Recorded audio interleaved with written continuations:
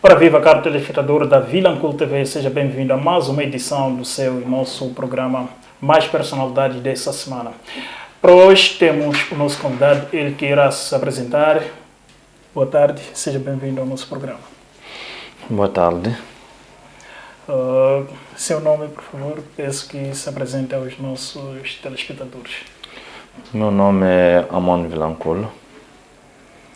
Muito bem, é com Amônio Vilanculo que iremos debruçar um pouco mais daquilo que é a sua experiência de vida, assim como experiência profissional aqui no seu programa Mais Personalidade. Não se esqueça de entrar na nossa página de YouTube, assim como no Facebook, Instagram e Twitter, colocar o seu like em todos os nossos programas e colocar o sino das notificações e lá terá toda a grelha de programação desta que é a sua estação televisiva online.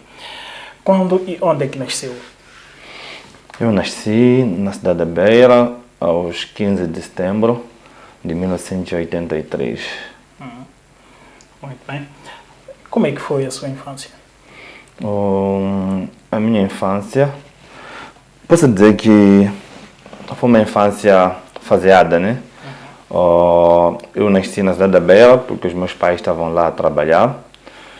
3 anos depois de eu ter nascido lá, os meus pais voltaram para Vilanculos, onde comecei com o meu ensino primário até a 7ª classe. Daí houve necessidade de os meus pais mandarem-me à escola técnica profissional, nesse caso mandaram-me à escola industrial e comercial Eduardo Mondlane, em Inhambane, onde eu fiz o meu nível básico técnico profissional em eletricidade geral. Daí eu vi que havia necessidade de aumentar o conhecimento. Concorri para o Instituto Industrial de Maputo e em 2005 ingressei no Instituto Industrial de Maputo para fazer o curso de Sistemas Elétricos Industriais.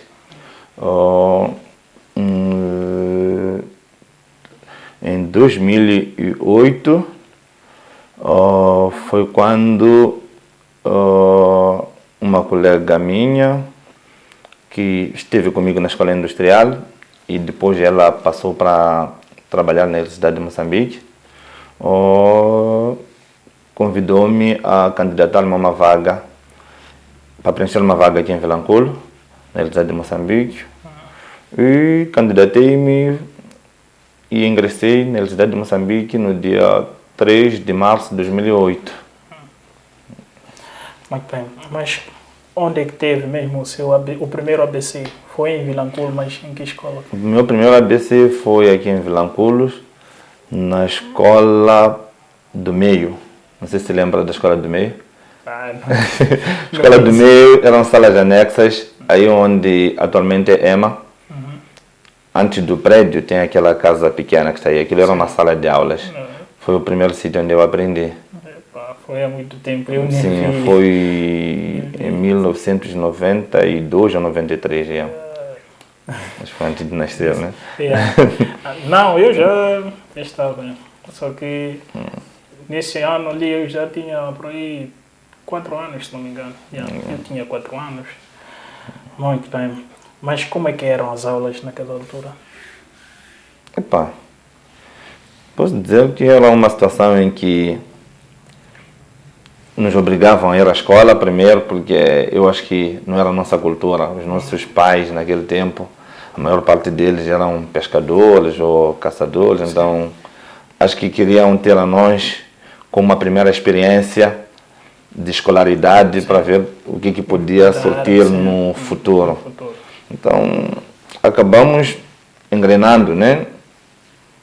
Apesar de que alguns não conseguiram, desistiram. Tentei, dei o meu máximo, graças a Deus os meus pais sempre deram alguma assistência e não havia como eu me desmotivar a não ir à escola, eles sempre deram alguma motivação. Sabe, naquele tempo só de ter uma pasta e lanches já era o suficiente para a escola. Para além dos amigos que a gente criava na escola, também ajudavam como uma motivação para lá sempre estar.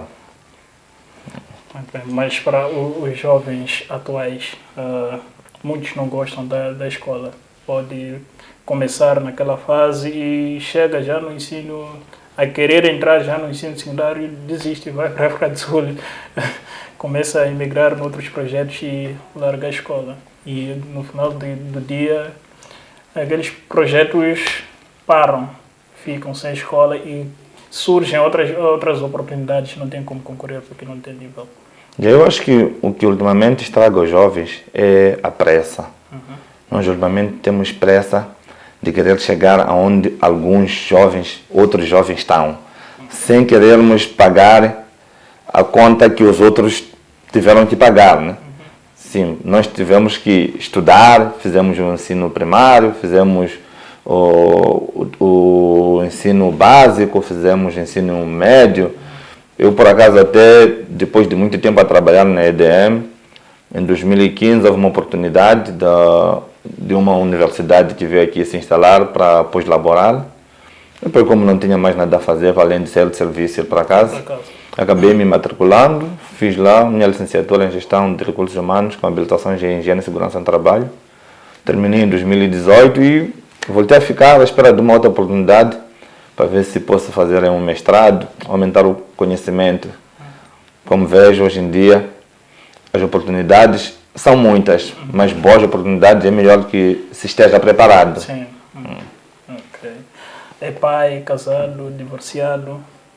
Sou pai de 5 filhos. Não sou casado oficialmente, vivo maritalmente. Mas acho que pela lei já sou casado porque vivo há mais de 5 anos. Ah, sim. Muito bem. Aí, quanto às relações, tem outros jovens, vejo, as relações não duram. O que é que estará falhado, a falhar? O que é que estará a falhar no seu ponto de vista? Eu acho que uma relação, antes de nós decidirmos que devemos nos relacionar, devemos primeiro fazer um TPC. Porque a partir do momento em que tu te comprometes a querer assumir uma relação, tens que dar tudo de ti para essa relação. Então, não esperar que na relação só virão mares de rosas, né? A relação é tipo o estado normal da vida. Nós aqui na vida temos altas e baixas, pode chamar de vendavais. Então, eu acho que para termos uma relação duradoura, temos que ser mais pacientes, temos que saber perdoar, temos que saber, eu acho que devemos mesmo termos uma união, tu e a parceira, ou o parceiro e a parceira têm que ter o mesmo alinhamento. Sim, nós temos que ser proativos um ao outro e acredito que devemos ser uma única pessoa para que a relação dure mais. Pois, tem aqueles jovens também que, por exemplo, para o seu caso, os seus pais deram esforços para poderes estudar e fazer tudo. Então tem aqueles jovens que os pais fazem a mesma coisa e no final das contas eles já não fazem para os pais. Não dão assistência já aos pais quando eles estiverem no outro nível. Por meu caso é uma situação um pouco meio complicada, porque quando eu tive o meu primeiro emprego, foi 2 meses depois de eu perder o meu pai. Meu pai foi uma pessoa que tanto esforçou-se para que eu me formasse. Então, depois desse tempo, só fiquei com a minha mãe e tentei dar assistência ao máximo, né? Mas sabes como é que é? Uma mãe é uma mãe. Nós nunca somos grandes para as nossas mães. Então, ela sempre me mostrava aquela dificuldade de não querer receber algo de mim, tipo, tu ainda estás a criar a tua família, então não te foques muito em mim, foques mais na tua família. Mas, apesar disso, eu esforçava-me também para dar alguma assistência, porque não tem comparação com o que os meus pais fizeram por mim. E eu acho que não tem preço mesmo, não tenho como pagar, não sei o quanto que isso ia custaria. Mas eu dava o meu máximo para fazer tudo por tudo, para que não viesse aquela mágoa de ensinarmos o nosso filho, hoje ele não nos vê como nada. Então, eu acho que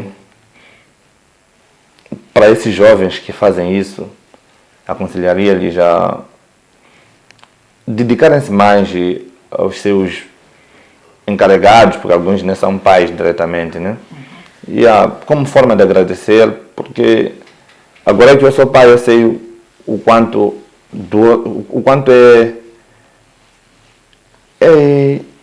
Custa não ser sei, pai, pois custa ser pai para pôr um filho na escola.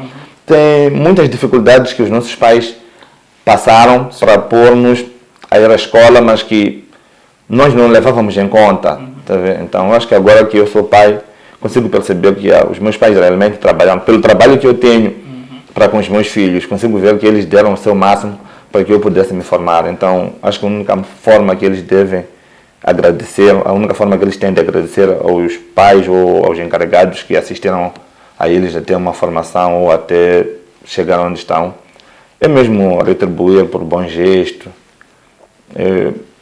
oferecer aquilo que puder, né? Pode não ser uma coisa muito grande, de acordo com aquilo que a pessoa ganha, se lembrar de onde é que vem, esse é o primeiro passo, tem que se lembrar de onde é que vem.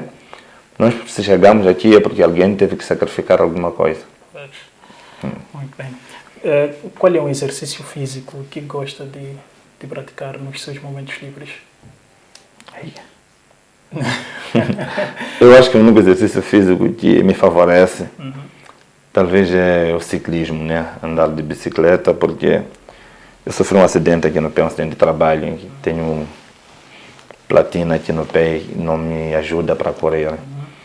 Não posso fazer muito esforço. Mas eu acho que danço, é mais um exercício, né? Dançar. Sempre que eu tiver uma oportunidade, ando de uma bicicleta. E aí, por vezes caminho, né? Nos dias que tenho tido muito pouco tempo, mas há dias que eu consigo, dou uma caminhada aí. O que é que lhe marcou bastante no sentido positivo, assim como negativo? No sentido positivo, eu acho que o que mais me marcou foi o simples facto de eu ter conseguido ser aquilo que os meus pais esperavam que eu fosse. Não ter decepcionado os meus pais em relação à escola, ao meu comportamento na sociedade, à minha maneira de ser, que pelo menos os meus pais sempre me apoiaram e me congratularam por isso. Então eu acho que esse é um dos maiores ganhos. Então, no sentido negativo mesmo, a única coisa que eu temi na minha vida foi a Covid-19. Esse vírus aí mesmo é que ia acabar comigo. Então, é a única parte triste que eu me lembro da minha vida, em que eu me senti inútil. Eu me senti, quando estive no isolamento,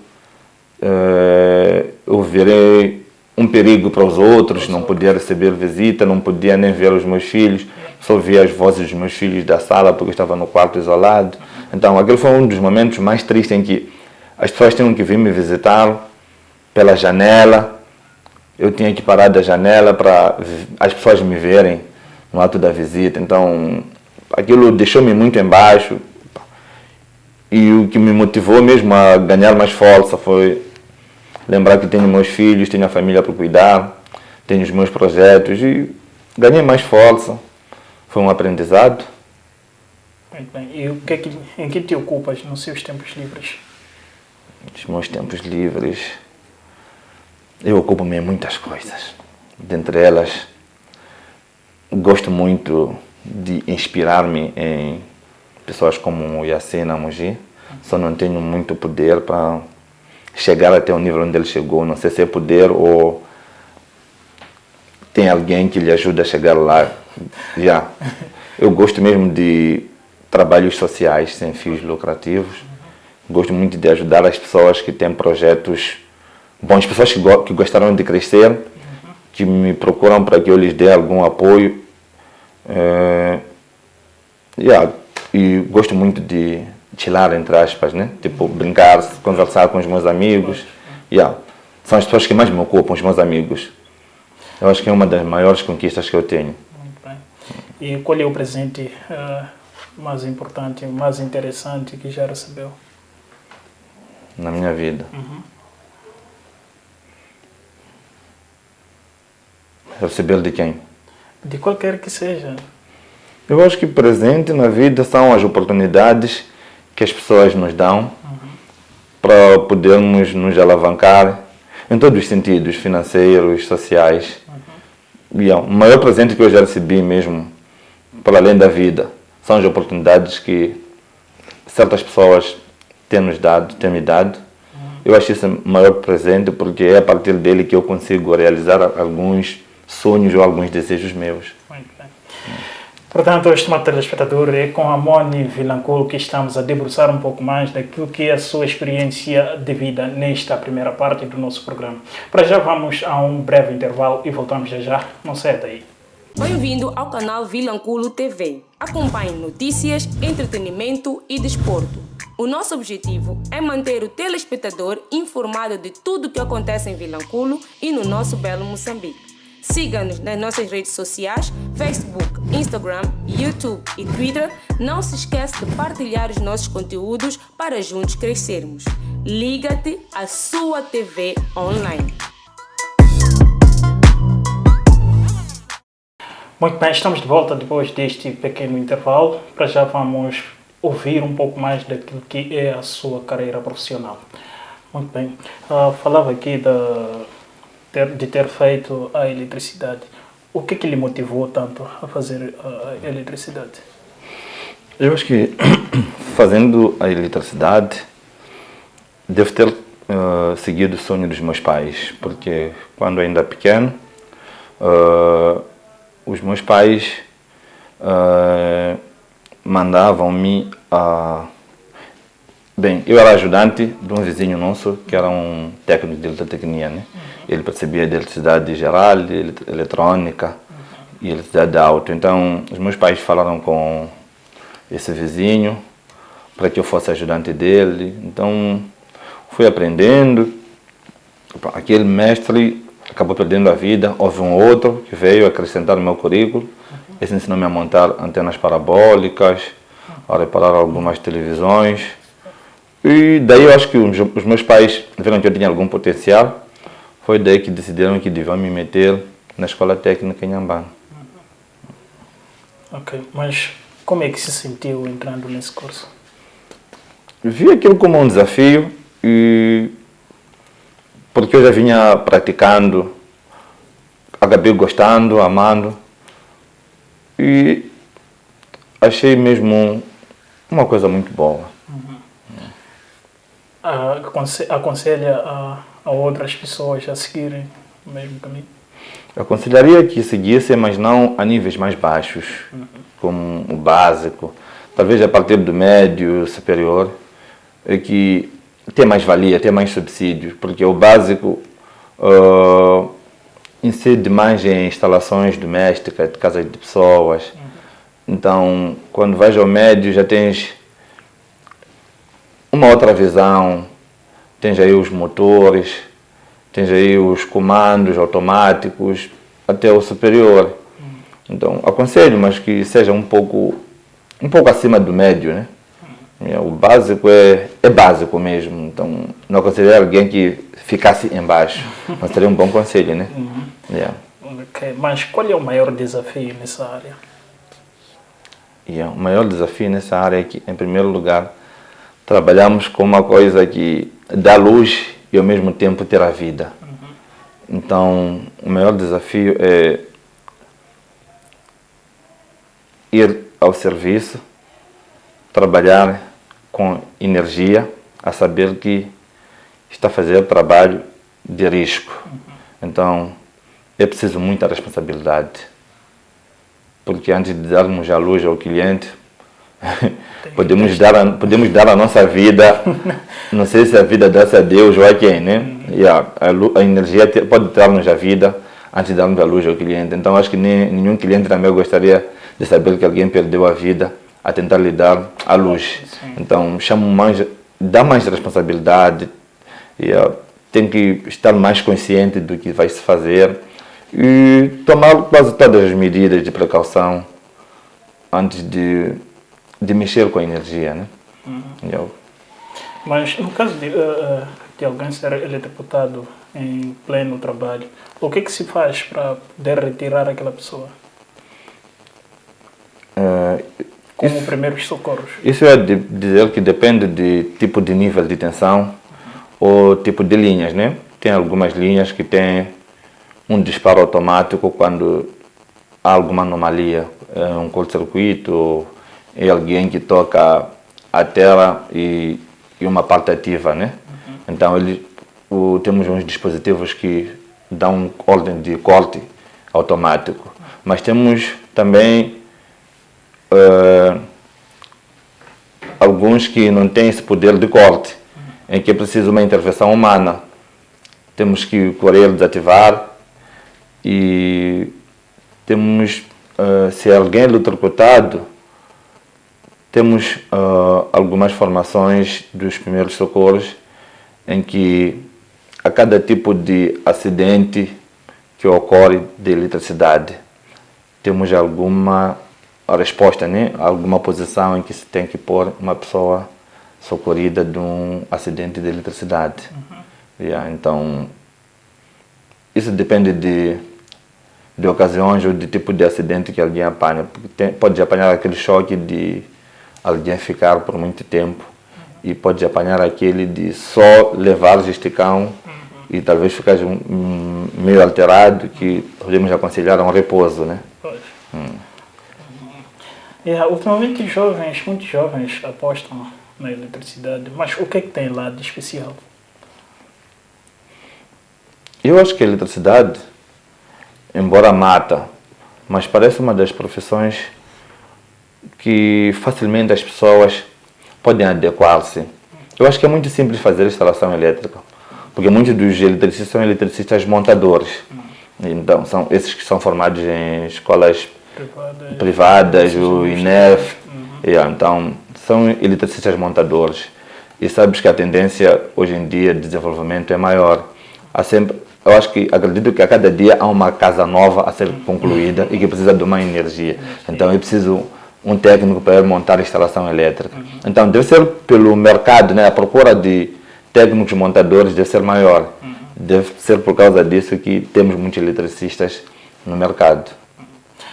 Mas desde que começou a trabalhar com a eletricidade, nunca tiveste uma dificuldade muito maior assim que precisa de um auxiliar? Como é que agiu depois de ter encarado? Eu acho que em todo o trabalho há sempre limitação, né? A gente vai aprendendo quanto mais faz. Então, sempre encaro algumas dificuldades. O que é bom para um bom profissional é que sempre que tiver alguma dificuldade, aproximar ao outro, porque nem todos sabem tudo. Então, eu sempre partilho as minhas dificuldades com alguns colegas, estou numa situação dessas e aquela, o que podiam fazer para ultrapassarmos esta anomalia. Então,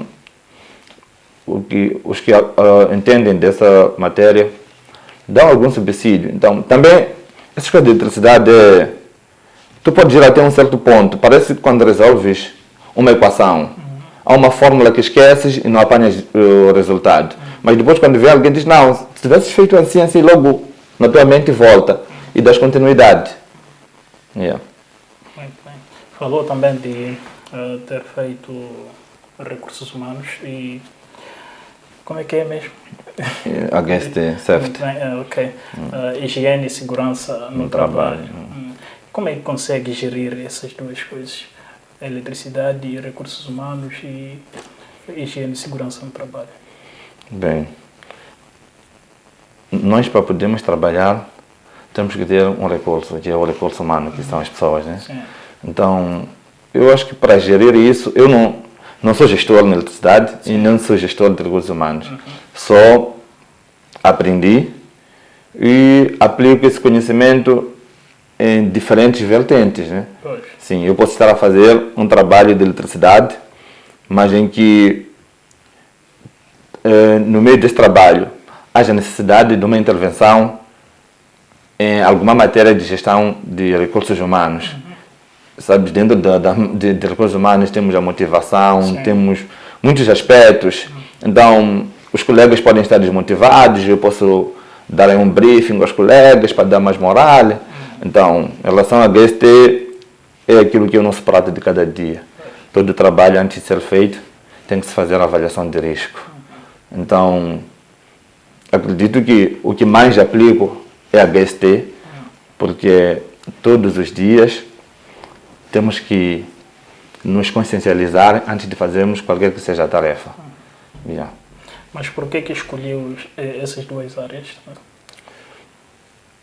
Essa escolha nem foi, tipo, uma escolha profunda, né? Isso deve ter acontecido porque quando essa faculdade que eu falei veio para aqui, para Vilanculo, a perspectiva era montar-se dois cursos, um de eletrônica e um de gestão de recursos humanos. Então, quando inscrevi-me, pensei que haveria, não eletrônica, engenharia informática. Então, eu pensei que fossem dar engenharia informática que não fugia muito da minha formação anterior. Sim. Mas quando cheguei lá, já tinham anulado a parte de engenharia informática, só tinha ficado gestão de recursos humanos com habilitações em higiene e segurança no trabalho. Então, era mais um aprendizado, não tinha nada a fazer aqui em Vilanculo, para além de ocupar as minhas noites indo buscar mais algum subsídio. Muito bem, estamos com a Amônio Vilanculo nesta última parte do nosso programa Mais Personalidade. Estamos quase na reta final do nosso programa. Peço que deixe as suas considerações finais. Bom, relacionado com aquilo que aquilo que me foi abordado, né, em relação aos jovens, eu poderia talvez dar algum conselho para os jovens, para que nós os jovens sejamos mais próximos um ao outro, para podermos crescer todos juntos. Deixemos de ser egoístas, devemos partilhar algumas ideias de alguns projetos, devemos aproximar algumas pessoas que achamos que podem nos ajudar a crescer. Não devemos ter medo quando o assunto é querer aprender ou crescer mais, porque é só com os outros que a gente pode chegar longe. Muito bem. Pois. Estamos na reta final do nosso programa, Mais Personalidade, referente a esta semana, por sinal, a primeira edição desta semana. Não se esqueça de entrar nas nossas páginas de YouTube, Facebook, Instagram, assim como no Twitter, e colocar seu like. Se é que ainda não subscreveu, subscreva-se e ativa o sino das notificações, e lá terá toda a grelha de programação desta aqui, a sua televisão online, Vilanculo TV. Ficamos por aqui e prometemos cá voltar nos próximos dias, se Deus quiser.